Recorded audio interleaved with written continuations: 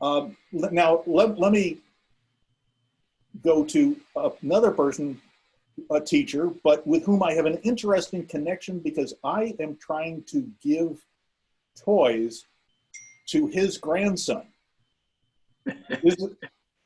This is Marc Weinberger, who is Michelle Weinberg's dad.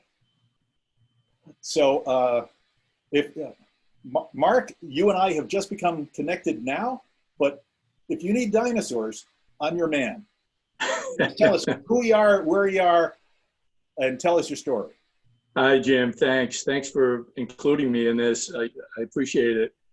I was based in a marketing department at the University of Massachusetts all my career, and I always appreciated the integrated approach, maybe a little bit more than some advertising people who hung on to the advertising theme a little bit longer than some. But I got to know Don through the American Academy of Advertising, the 3As, where he was a frequent attendee for decades, and that's where I interacted with him. I always felt that Don had a little bit of a love-hate relationship with 3As.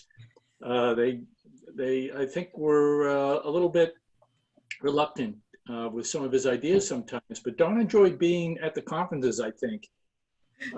He always brought a more practical perspective that came from his ongoing worldwide consulting, which was really a big piece that he brought for 3As. But most of us at 3As did not bring that needed perspective, and it must have seemed for him like pushing a rock uphill sometimes when trying to get members without that view to come around.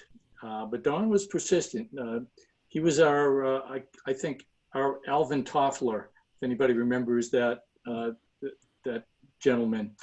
He was like a good futurist. He was always often generally right in the spirit, but not always precisely correct, but usually was heading in the right direction and trying to push everybody in the right direction.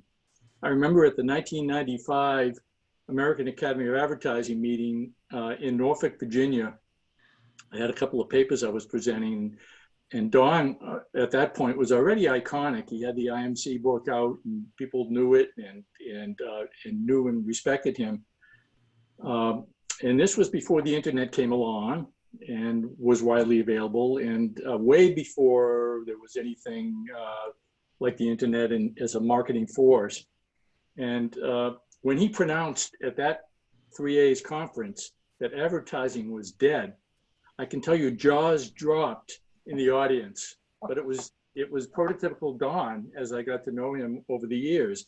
It sparked controversy, which I think Don loved in many ways. In hindsight, of course, Don, the futurist, was generally right that marketing would need to develop new ways to engage with customers, that advertising and sales promotion models, the old model, would need to change. And here we are 25 years later, and we know that traditional advertising and promotion are still important. So he wasn't precisely correct in what he was saying, but he was right in the sentiment in general that we needed to engage more with customers and needed to be more interactive and integrative. There were central tenets that Don saw, and in his own style, he was just trying to shake us up by saying that advertising was dead.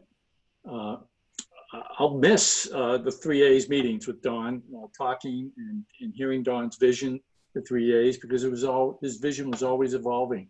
He was always learning. He was always traveling. He was always bringing the best of what he heard from people that he was working with around the world. Our academic field is going to miss his practical grasp of where research should be heading and academic programs should be evolving. And just thank you, Don, for being yourself, and may you rest in integrated peace. Thank you, Marc. Thank you, Marc. And again, if your grandson needs superheroes, again, I'm your man. And we all love your daughter.